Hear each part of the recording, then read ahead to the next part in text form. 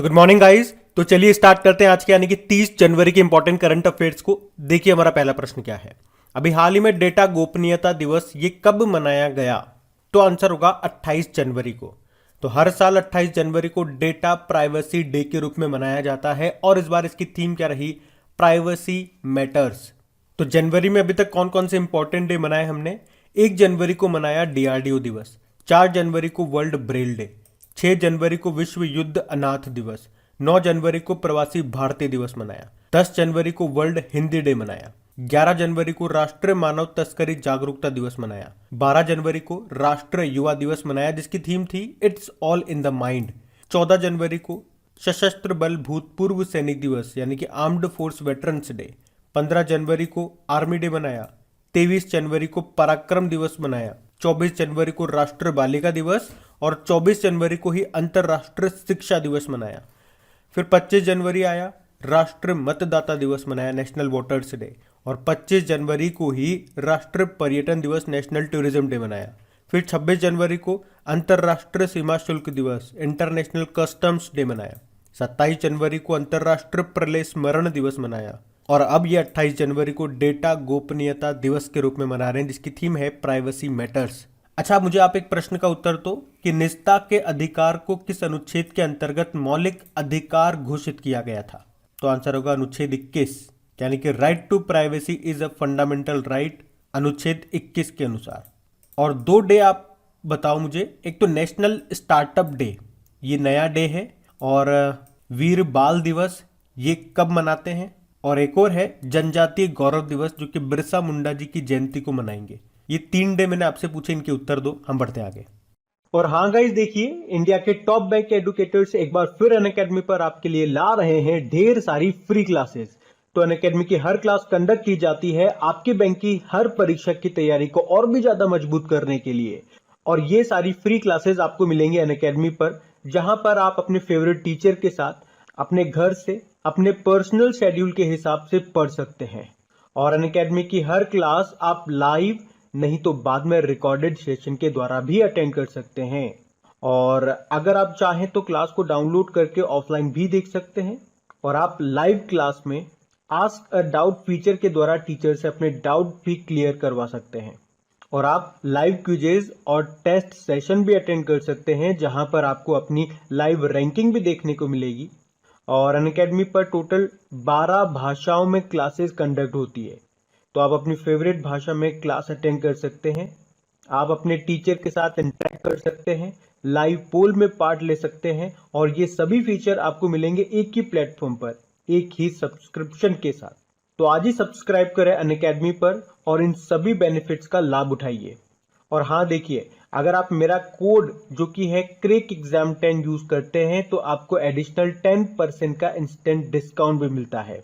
तो आपको इन सभी क्लासेस के जो लिंक हैं वो नीचे डिस्क्रिप्शन में मिल जाएंगे, तो वहां जाकर के आप इन सबका बेनिफिट उठा सकते हैं। अभी हम बढ़ते हैं। फिर अगला प्रश्न है, अभी इंटरनेशनल मॉनेटरी फंड ने किस देश से बिटकॉइन को कानूनी मुद्रा का दर्जा खत्म करने का आदेश दिया? तो आंसर होगा अल सल्वाडोर। तो अभी इंटरनेशनल मॉनेटरी फंड ने मध्य अमेरिकी देश अल सल्वाडोर से बिटकॉइन को कानूनी मुद्रा का दर्जा खत्म करने का आदेश दिया है। आईएमएफ का कहना है कि बिटकॉइन काफी उतार चढ़ाव वाली क्रिप्टो करेंसी है। देखो, आपको याद होगा, हमने पढ़ा है कई बार, अगर आपसे प्रश्न पूछा जाए कि किस देश ने बिटकॉइन को लीगल करेंसी घोषित किया था, तो आंसर होगा अल सल्वाडोर नहीं, और ऐसा करने वाला ये पहला देश बना था।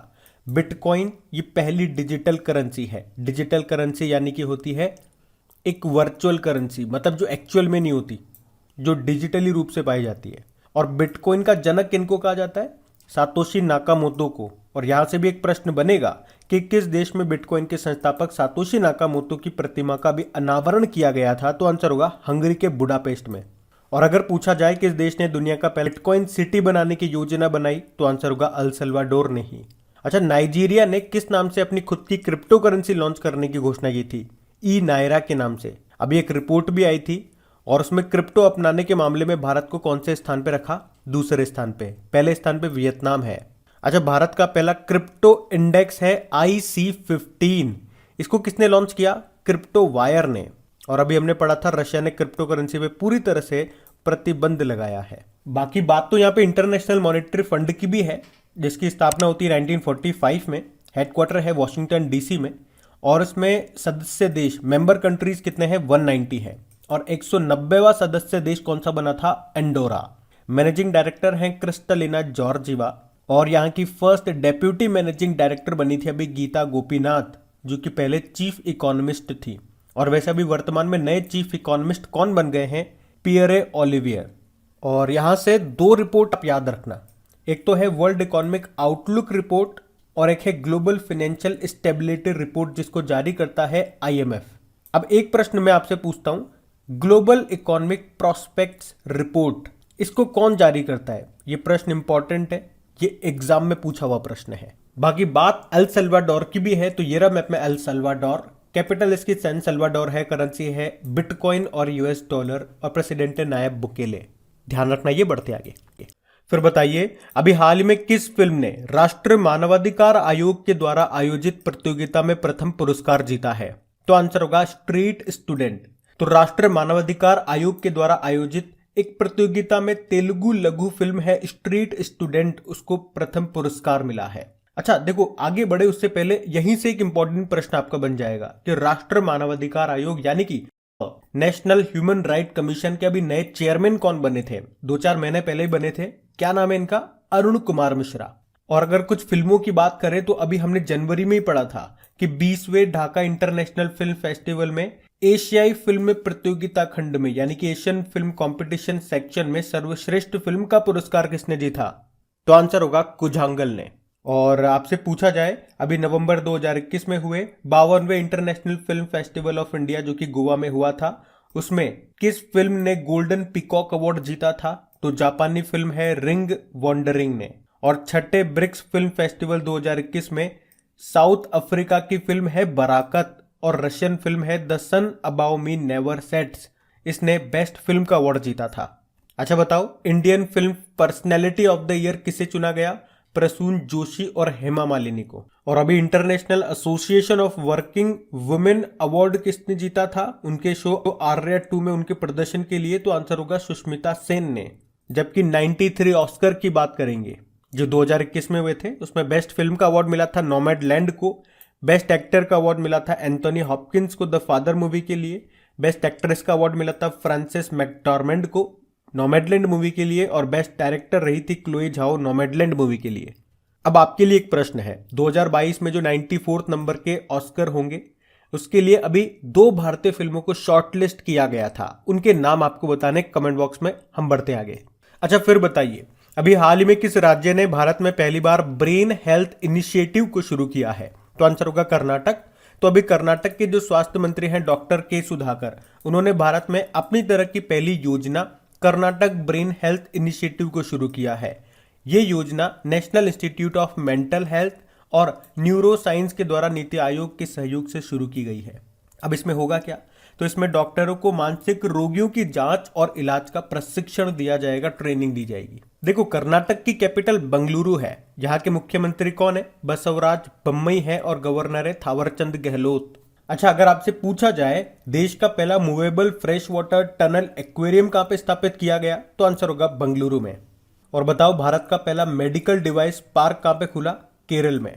उसके अलावा बताओ, भारत का पहला डुगोंग संरक्षण रिजर्व स्थापित करने वाला पहला राज्य बना था तमिलनाडु। कहां पे स्थापित किया? पाक खाड़ी में। डुगोंग इसे ही सी काउ कहा जाए। और रोपवे सेवाओं का सार्वजनिक उपयोग करने वाला पहला भारतीय शहर कौन सा बना? वाराणसी। और देश की पहली 3D नेत्र शुल्क चिकित्सा सुविधा कहां पे शुरू की गई? चेन्नई में। देश की पहली इलेक्ट्रिक व्हीकल सिटी बनी केवड़िया, गुजरात। और भारत का पहला राष्ट्रीय डॉल्फिन अनुसंधान केंद्र कहां पे खुला? पटना में। अच्छा, भारत के पहले डिजिटल यूनिवर्सिटी का उद्घाटन कहां पे किया गया? केरल के तिरुवनंतपुरम में। और भारत का पहला वन चिकित्सा केंद्र खुला था आपके उत्तराखंड में। बताओ, कौन सा राज्य भारत की पहली साइबर तहसील बनाएगा? मध्य प्रदेश। और यहीं से याद करवाया था कि पावर सेक्टर में साइबर सिक्योरिटी को लागू करने वाला पहला राज्य ये भी आपका मध्य प्रदेश है। अच्छा, भारत का पहला ट्रांसजेंडर कम्युनिटी डेस्क कहां पे खुला? तेलंगाना में। और इथेनॉल प्रमोशन पॉलिसी को लागू करने वाला देश का पहला राज्य बना था बिहार। अच्छा, भारत का पहला श्रमिक आंदोलन संग्रहालय कहां पे खुला गया? केरल में। तो ये सारे इंपॉर्टेंट पॉइंट है आपके करंट अफेयर्स के, इनको याद रखना, बढ़ते आगे। अच्छा बताइए, अभी हाल ही में किस देश ने दुनिया के सबसे बड़े कैनाल लॉक का उद्घाटन किया? तो आंसर होगा नीदरलैंड ने। तो याद रखना भी, दुनिया के सबसे बड़े कैनाल लॉक का उद्घाटन नीदरलैंड के एम्स्टर्डम बंदरगाह के एक छोटे से बंदरगाह शहर जिसका नाम है इज़मुइडेन, वहां पे किया गया। तो समुद्र के ताले का उद्घाटन डच राजा विलेन एलेक्जेंडर ने किया। इसकी लंबाई 500 मीटर है और ये 70 मीटर चौड़ा है। तो इज़मुइडेन लॉक को बड़े आधुनिक मालवाहक जहाजों को एम्स्टर्डम के बंदरगाह तक पहुंचाने की अनुमति देने के लिए डिजाइन किया गया है। अच्छा, अगर मैं आपसे पूछूं अभी किस देश ने दुनिया की पहली शिप टनल बनाई थी? तो आंसर होगा नॉर्वे ने। और एम्स्टर्डम से आपको याद आएगा दुनिया का पहला 3D प्रिंटेड स्टील ब्रिज, ये यहाँ पे ही खुला था एम्स्टर्डम में। और दुनिया का सबसे बड़ा से एक इंपॉर्टेंट प्रश्न आपसे पूछा जाएगा कि अभी किसने दुनिया का सबसे बड़ा टेलीस्कोप लॉन्च किया था? तो आंसर होगा नासा ने, और उसका नाम क्या है? James Webb space telescope. अच्छा, दुनिया का सबसे बड़ा क्रिकेट स्टेडियम कहाँ पर है? गुजरात के अहमदाबाद में है, जिसका नाम मोटेरा स्टेडियम, या प्रधानमंत्री मोदी के नाम पे उसका नाम रख दिया गया। अभी अंटार्कटिका से सबसे बड़ा हिमखंड टूटा था, आइसबर्ग, उसका नाम क्या है? A67। अच्छा, हवा से कार्बन डाइऑक्साइड को सोखने वाला दुनिया का सबसे बड़ा प्लांट कहां पे शुरू हुआ था? आइसलैंड में, और उसका नाम क्या है प्लांट का? आर्का। और इसी तरह का भारत में भी शुरू हुआ था। किसने शुरू किया था? टाटा स्टील ने। देखो, नीदरलैंड की बात है तो इसकी कैपिटल एम्स्टर्डम है, करेंसी यूरो है और प्रधानमंत्री है मार्क रूटे। बढ़ते आगे। अच्छा बताइए, हाल ही में भारत का सबसे बड़ा इलेक्ट्रिक व्हीकल चार्जिंग स्टेशन कहां पे खोला गया? तो आंसर होगा गुड़गांव में। तो अभी 4 व्हीलर्स के लिए 100 चार्जिंग पॉइंट्स की क्षमता वाला भारत का सबसे बड़ा इलेक्ट्रिक व्हीकल चार्जिंग स्टेशन ये दिल्ली जयपुर राष्ट्रीय राजमार्ग पर खोला गया है। और इससे पहले सबसे बड़ा इलेक्ट्रिक व्हीकल चार्जिंग स्टेशन ये नवी मुंबई में था, जहां पे 16 AC और 14 DC चार्जिंग पोर्ट्स थे। और आपको बता दो, इस नए इलेक्ट्रिक व्हीकल चार्जिंग स्टेशन को किसने बनाया? इसे टेक पायलटिंग कंपनी है इलेक्ट्रीफाई प्राइवेट लिमिटेड ने बनाया है। और आप जानते ही हो, भारत की पहले इलेक्ट्रिक व्हीकल सिटी आपकी है केवड़िया, गुजरात। बाकी एक वर्ल्ड इलेक्ट्रिक व्हीकल डे भी होता है जो 9 सितंबर को मनाते हैं। और आप तो मुझे ये बताओ, 2021 में हमने पढ़ा था कि टोटल इलेक्ट्रिक व्हीकल रजिस्ट्रेशन के मामले में कौन सा राज्य टॉप पे रहा था? ये बताओ आप, हम बढ़ते आगे। फिर बताइए, इजराइल सरकार की सहायता से भारत में कितने गांवों को उत्कृष्टता के गांवों के रूप में विकसित किया जाएगा? तो आंसर होगा 150। तो अभी केंद्र सरकार ने इजराइल सरकार की तकनीकी सहायता से 12 राज्यों में 150 गांवों को उत्कृष्टता के गांव में बदलने का फैसला किया है। वैसे मैं आपको बता दूं कि पहले से ही इजराइल सरकार ने 12 राज्यों में 29 उत्कृष्टता केंद्र यानी कि सेंटर ऑफ एक्सीलेंस स्थापित किए हैं। अच्छा देखो, यहां से कुछ अच्छे अच्छे क्वेश्चन बनेंगे आपके करंट अफेयर्स के। जैसे कि आपसे पूछा जाएगा एग्जाम में, भारत का पहला सैनिटरी नैपकिन फ्री गांव अभी कौन सा बना था? तो आंसर होगा कुंबलांगी गांव, जो कि है केरल में।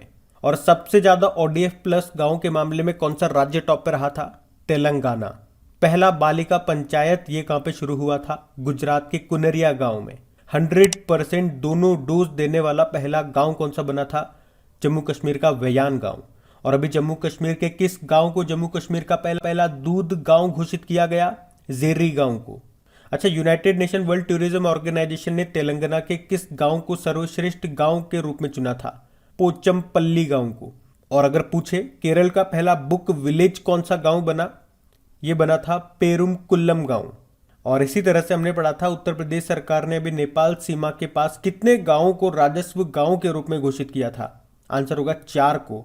4 के नाम है भवानीपुर, तेड़िया, डाकिया और बिछिया।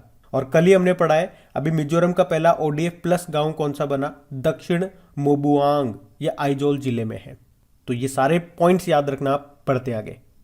बताइए, हाल ही में किस देश के एयर एशिया ने अपना नाम बदलकर कैपिटल A किया है? तो आंसर होगा मलेशिया। तो अभी मलेशिया के एयर एशिया समूह ने सूचीबद्ध होल्डिंग कंपनी का नाम बदलकर कैपिटल A कर दिया है। कंपनी ने अपने सभी व्यापारों पर ध्यान केंद्रित करने के लिए ऐसा किया। मतलब कंपनी विमानन के अलावा अन्य क्षेत्रों में भी अपनी इनकम बढ़ाना चाहती है। तो समूह ने अपना नाम बदलने के बावजूद अपनी विमानन इकाई एयर एशिया का नाम बरकरार रखा है। और जब नाम बदलने की बात आती है तो भारत से आगे कौन हो सकता है? हमारी भारतीय रेलवे ने अभी ट्रेन गार्ड का नाम बदल करके ट्रेन मैनेजर कर दिया। क्या करें, वैकेंसी तो निकाल नहीं रहे, तो बैठे बैठे क्या करें, करना है कुछ काम, शुरू करो नाम बदलना, लेके योगी जी का नाम। अभी गुजरात की केवड़िया रेलवे स्टेशन का नाम बदलकर एकता नगर रेलवे स्टेशन किया था। और हबीबगंज रेलवे स्टेशन का नाम बदलकर रानी कमलापति रेलवे स्टेशन कर दिया। मध्य प्रदेश में है ये। और मध्य प्रदेश का पाताल पानी रेलवे स्टेशन का नाम बदलकर तात्या मामा रेलवे स्टेशन किया था। भोपाल मेट्रो का नाम बदल के भोज मेट्रो कर दिया था। हावड़ा कालका मेल ट्रेन का नाम बदलकर नेताजी एक्सप्रेस कर दिया। पंजाब में जो मोहाली इंटरनेशनल हॉकी स्टेडियम है उसका नाम बदलकर बलबीर सिंह सीनियर के नाम पे कर दिया था। और अभी हमने पढ़ा भी था, इंडोनेशिया की जो कैपिटल है जकार्ता, उसे बदल करके अभी नुसंतारा कर दिया। ये बोर्नियो द्वीप पर कालीमंतन के जंगल के भीतर एक स्थल है, तो ये ध्यान रखना। बढ़ते आगे। बताइए हाल ही में द $10 ट्रिलियन ड्रीम नाम की बुक को किसने लिखा? सुभाष चंद्र गर्ग ने। तो भारत के पूर्व वित्त सचिव हैं ये सुभाष चंद्र गर्ग, और अभी इन्होंने ही अपनी पहली बुक लिखी है जिसका नाम है द $10 ट्रिलियन ड्रीम। तो इस बुक में उन महत्वपूर्ण नीतिगत मुद्दों के बारे में बताया गया है जिनका भारत आज सामना कर रहा है, और 2030 के मध्य तक इसे $10 ट्रिलियन की अर्थव्यवस्था बनने के लिए सुधारों का सुझाव देता है ये बुक। बाकी Chandrachur Ghosh Bose the untold story of an inconvenient nationalist नाम की बुक को लिखा। और जयंत घोषाल ममता बियॉन्ड 2021 नाम की बुक लिखी। Sanju Verma the Modi gambit decoding Modi 2.0 नाम की बुक लिखी थी। ध्यान रखना। बढ़ते आगे। अच्छा बताइए जनवरी 2022 में लोकसभा सचिवालय ने संसद और उनके सांसदों की कार्रवाई की जानकारी हासिल करने के लिए कौन सा एप्लीकेशन लॉन्च किया? तो आंसर होगा डिजिटल संसद। अच्छा, वर्तमान में कौन सी लोकसभा है? 17वीं लोकसभा, और जिसके अध्यक्ष यानी कि स्पीकर कौन है? ओम बिरला। तो अभी उन्होंने ही ये डिजिटल संसद नाम से एक एप्लीकेशन को लॉन्च किया है, जिसका मकसद क्या है, उद्देश्य क्या है कि सदन की लाइव कार्रवाई को आप देख पाओ। मतलब संसद और संसदीय कार्रवाई को आम जनता देख सके और जान सके कि उनके सांसद सदस्य क्या कर रहे हैं, वे किस बहस में हिस्सा ले रहे हैं और वे क्या कर रहे हैं। इसमें आप 2022 के बजट सत्र को भी लाइव देख सकते हो। तो याद रखना, 17वीं लोकसभा के अध्यक्ष हैं ओम बिरला। कोटा बूंदी सीट से ये सांसद है। बूंदी ये वही है, अभी राजस्थान का चौथा टाइगर रिजर्व बना था ना, यही बूंदी में है रामगढ़ विषधारी अभ्यारण्य, ये उधर से ही है। और लोकसभा के पहले स्पीकर कौन थे? गणेश वासुदेव मावलकर। और पहली महिला स्पीकर कौन थी? मीरा कुमार थी। अच्छा बताओ, संसद का उल्लेख किस अनुच्छेद में है? अनुच्छेद 79 में। और राज्यसभा का अनुच्छेद 80 में, और लोकसभा का 81 में। 79, 80 और 81 ऐसे याद रख लो, संसद का, राज्यसभा का और लोकसभा का। तो इस एप्लीकेशन का नाम याद रखना, डिजिटल संसद। बढ़ते आगे।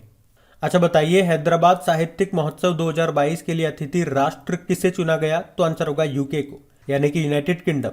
तो हैदराबाद साहित्यिक महोत्सव 2022 में अतिथि राष्ट्र यह है यूनाइटेड किंगडम, और इसमें फोकस लैंग्वेज है पंजाबी। और इस बार ये इसका कौन सा संस्करण है? 12वां संस्करण। अच्छा, हैदराबाद की बात है ना, बताओ आप तो हैदराबाद किस नदी के किनारे स्थित है? मूसी नदी के किनारे। और हैदराबाद को पूछे कि भारत में विलय करने के लिए कौन सा ऑपरेशन चलाया गया था? ऑपरेशन पोलो। कब की बात है? 1948 की।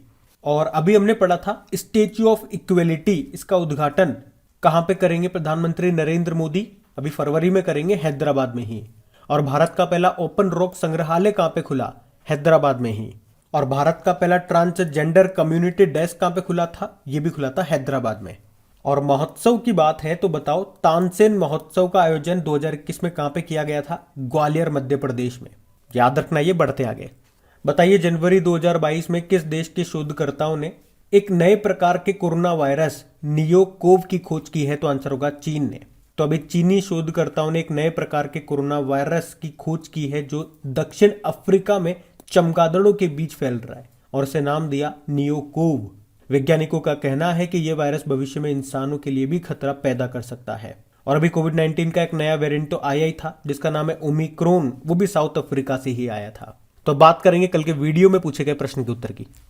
और हाँ गाइज, अगर सेशन अच्छा लगा है तो प्लीज इसे लाइक जरूर कर दीजिएगा और अपने दोस्तों के साथ में शेयर जरूर करना। अगर वाकई आप मुझे सपोर्ट करना चाहते हैं, इन वीडियोस को सपोर्ट करना चाहते हैं, अगर आपको हेल्प मिलती है इनसे, तो इन्हें अपने दोस्तों के साथ में अपने ग्रुप्स में शेयर जरूर करना।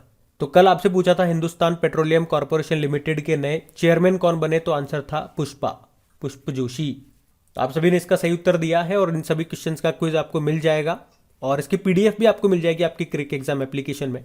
और ये रहा आज का आपका होमवर्क प्रश्न।